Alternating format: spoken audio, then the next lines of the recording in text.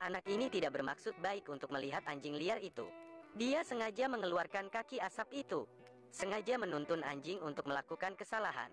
Dengan begitu Anda akan memiliki alasan yang bagus. Gunakan kesempatan ini untuk menembak anjing liar dengan pistol. Tapi anjing itu melihat potongan daging itu.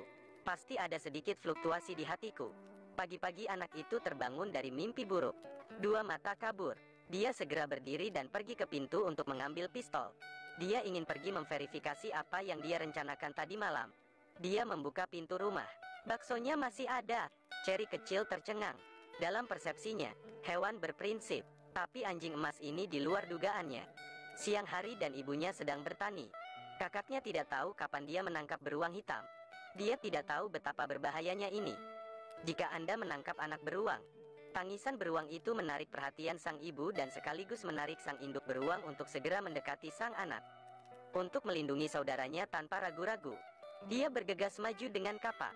Tiba-tiba anjing itu lewat dan berlari ke arah induk beruang. Ini seperti seorang pejuang yang perkasa. Meskipun menghadapi lawan 3 kali lebih besar dari itu, dia tidak mundur.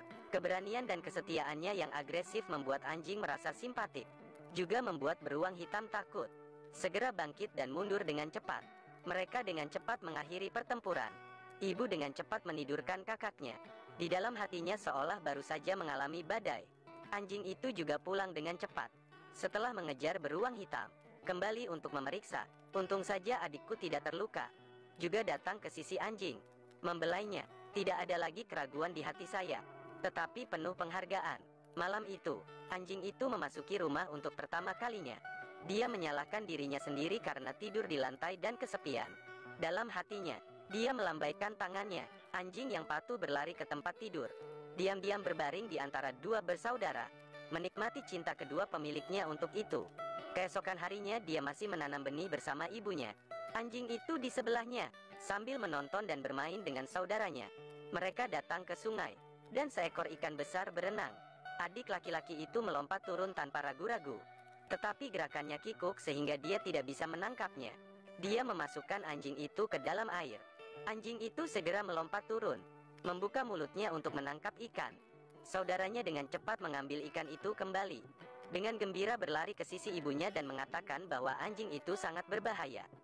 Menangkap ikan yang sangat besar, juga lebih dan lebih seperti anjing. Sore harinya, ibu saya memberitahu kami bahwa ada seekor sapi yang hilang di rumah. Dan anjing itu pergi ke belakang gunung untuk melihat.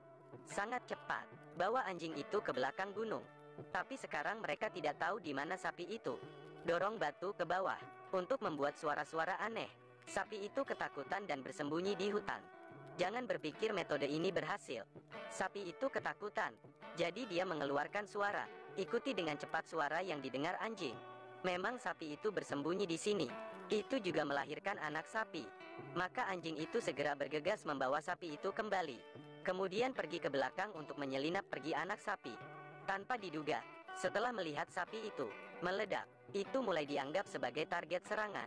Melihat itu, dia melangkah dan berlari. Tapi mungkin karena aku terlalu khawatir, jadi kalimat itu tiba-tiba tersandung. Pada saat bahaya, anjing itu mengejar sapi itu dan menekannya ke tanah.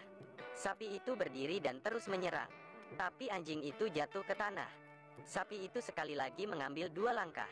Kali ini dia benar-benar melakukannya.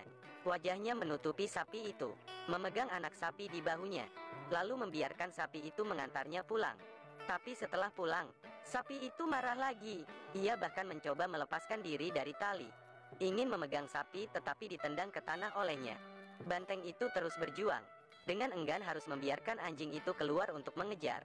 Anjing itu sekarang dengan tenang melangkah di depan sapi itu. Ini seperti seorang guru yang melihat seorang siswa melakukan kesalahan. Sapi itu tiba-tiba diam lagi. Diam berdiri dan tidak bergerak. Sama sekali tidak berani mengabaikan mata anjing. Jadi lebih mudah untuk mendapatkan susu sapi. Dia juga secara bertahap menjadi tergantung pada anjing. Hari itu Chavis membawa anjing itu untuk menangkap binatang dengan sangat cepat. Mereka berasal dari trek di tanah. Temukan keberadaan binatang itu. Anjing itu mencium baunya dan pergi ke tempat babi hutan berkumpul.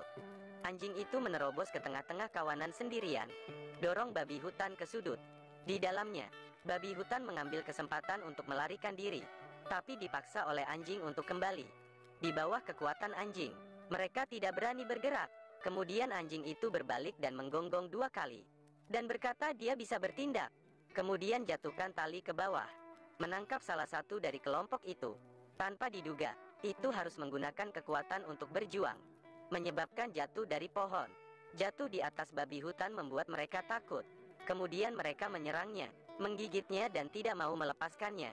Dengan putus asa berjuang, memanggil anjing itu untuk menyelamatkannya. Anjing itu menerobos pengepungan, menggigit kepala babi, memberi saya kesempatan untuk melarikan diri. Dia dengan cepat melarikan diri. Gunakan perban untuk mengikat kaki yang berdarah. Tapi sekarang babi hutan berhenti bergerak. Berteriak memanggil anjing itu, tapi tidak mendapat balasan. Dia segera berlari keluar untuk melihat. Anjing itu sekarang berlumuran darah dan tidak bisa bergerak. Menangis menyalahkan diri sendiri. Dia dengan cepat melepas bajunya untuk menghentikan pendarahan anjing itu. Sekarang dia harus pulang dan meminta bantuan ibunya. Untuk menghindari babi hutan kembali menyerang anjing. Membawa anjing itu kembali. Bersembunyi sementara di dalam gua. Anjing itu menyeret dirinya sendiri. Tubuhnya yang terluka. Dengan susah payah. Mengambil setiap langkah ke depan. Rasa sakit itu menyebabkan anjing yang tangguh itu mengerang kesakitan. Kemudian gunakan batang pohon untuk menutup pintu gua. Lalu dengan cepat berlari pulang. Ceritakan semuanya pada ibumu. Ibu khawatir tentang cederanya, lalu menyuruhnya tinggal di rumah. Dia akan pergi menyelamatkan anjing itu sendiri. Katanya anjing itu terluka karena dia menyelamatkanmu. Tidak peduli seberapa parah lukanya. Dia harus pergi. Saya melihat pengertian seperti itu. Jadi beri dia kesempatan. Mereka dengan cepat tiba di sini. Tapi sekarang, di luar pintu gua, ada banyak pakaian besar. Sebelum pergi pintunya ditutup. Jika tidak, anjing yang terluka akan menjadi makanan burung nasar. Dia membuka pintu gua, dan ibunya dengan cepat menanggalkan pakaian anjing itu. Lukanya sangat parah di luar dugaannya. Dia menyuruhku pergi mengambil bulu ekor bagal. Dia ingin membalut luka anjingnya. Dia membuat bulu ekornya, tusuk jarum untuk menjahit luka anjing. Meski begitu, anjing itu masih menjilati tangan pemiliknya dengan rasa sakit. Seolah-olah untuk mengatakan bahwa mereka tidak perlu mengkhawatirkannya. Ibu menyuruhnya pergi memotong 2 batang bambu untuk pegangan. Mereka harus bergegas pulang untuk perawatan. Saat selesai menggigit, ibu baru saja mengirim semua orang pulang. Setelah kembali ke rumah, anjing itu diam-diam berbaring di sebelahnya untuk memulihkan diri. Tidak lama setelah mereka pulih, dia pergi jalan-jalan bersama. Pada saat ini, sapi itu seperti pemabuk, berbelok dan jatuh ke tanah. Kata mama akhir-akhir ini ada sekawanan serigala yang terjangkit rabies. Melihat sapi berbusa di mulutnya, ini tandanya rabies. Sepertinya digigit serigala. Sekarang sapi itu sudah hilang akal. Setiap saat dapat menyerang orang. Tidak ada cara untuk pergi untuk mendapatkan senjata berburu. Jadi laras diarahkan dengan benar ke sapi. Untuk mencegah rabies menyebar, malam itu ibu saya membawa bangkai sapi untuk dibakar. Anjing di sebelah babysitter. Chavis menjagaku di kamar. Tiba-tiba, ibunya memanggil namanya dengan keras. Mengetahui bahwa sesuatu terjadi, dia mengambil pistol dan berlari keluar. Mungkin karena bau daging sapi yang terlalu harum, maka serigala yang ganas itu terpikat untuk datang. Anjing itu melindungi ibunya, bergegas menggigit serigala, pegang pistol dan bidik. Tapi anjing itu terlalu dekat dengan serigala. Dia tidak berani menembak. Anjing itu secara bertahap jatuh ke posisi rendah. Serigala itu jatuh ke tanah. Tidak ada keraguan, angkat senapan. Dengan 1 jam, anjing dan serigala itu tiba-tiba berhenti bergerak. Sangat melihat serigala. Pada saat inilah anjing itu perlahan berdiri. Perlahan-lahan berjalanlah ke tempat Anda tersenyum bangga pada anjing itu. Tapi ibunya tiba-tiba menemukan sesuatu. Wajahnya menatap cemas pada anjing itu. Kami sangat senang, tetapi anjing itu tidak beruntung. Dia terluka ringan tetapi tidak serius. Tidak ada serigala yang memiliki saraf normal akan menerkam kita selama kebakaran seperti itu. Bahkan jika itu adalah serigala liar, meskipun dia tidak tahan, dia terpaksa melakukannya. Karena anjing itu ada, itu akan membawa banyak korban kepada orang lain. Anjing itu baru saja menyelamatkan nyawa ibunya dan juga menyelamatkannya. Itu menyelamatkan saya dan Alice juga. Kita tidak bisa, kita belum yakin. Saya akan menguncinya di tempat yang tidak bisa keluar. Lalu kita akan menunggu dan melihat. Kemudian mengambil peluang kita diamati anjing. 2 minggu kemudian dan pergi untuk memberi makan anjing bersama. Ketika pintu dibuka, kondisi mental anjing pulih dengan sangat baik. Chavis memberitahu ibunya mungkin karena mereka curiga. Mereka harus melepaskan anjing itu keluar. Tetapi ibu dikatakan, keadaan inkubasi bisa laten hingga sebulan. Untuk amannya masih disarankan untuk menutup pintu dan menunggu hingga sebulan sebelum kembali. Waktu berlalu dengan cepat. Di malam hari terakhir sepotong daging bersiap untuk memberi makan anjing. Tetapi ketika dia membuka pintu kandang, ekspresinya serius. Ya, kesadaran anjing menjadi sangat kabur. Memamerkan taringnya padanya, tapi tidak mau percaya ini nyata. Masih meletakkan potongan daging di depan anjing itu. Biarkan dia duduk untuk makan. Melihat anjing itu tidak mengenalinya, dia masih percaya itu akan duduk. Dia menutup pintu dan masuk ke kamar. Ibunya bertanya bagaimana kabar anjing itu. Ingin menyembunyikan tentang anjing itu.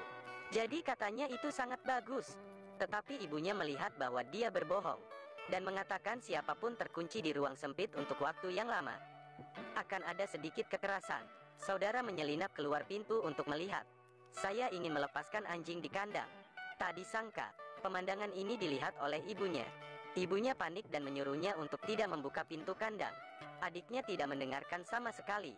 Pada saat ini, saya mendengar ada suara yang lari keluar. Pada saat bahaya, ibu saya segera menutup pintu. Saya berada di kandang dengan panik menggaruk, melihat anjing yang akrab dan aneh di depan saya. Dia sangat takut sehingga dia menangis. Ibunya mengeluarkan senapan dari rumah, mengatakan bahwa anjing itu tidak memiliki harapan untuk pulih. Demi keselamatan semua orang, dia harus bertindak seperti anjingnya. Biarkan dia melakukan ini. Jadi pegang senapannya. Jangan membidik anjing dengan kejam. Dia harus memilih antara perasaannya dan memberitahu Daingia. Jelas dia telah memilih yang terakhir. Sebuah tembakan terdengar untuk mengirim anjing itu pergi. Ini juga semacam pembebasan bagi anjing. Kemudian mengubur anjing itu di tempat mereka pertama kali bertemu dan menjadikannya kuburan batu.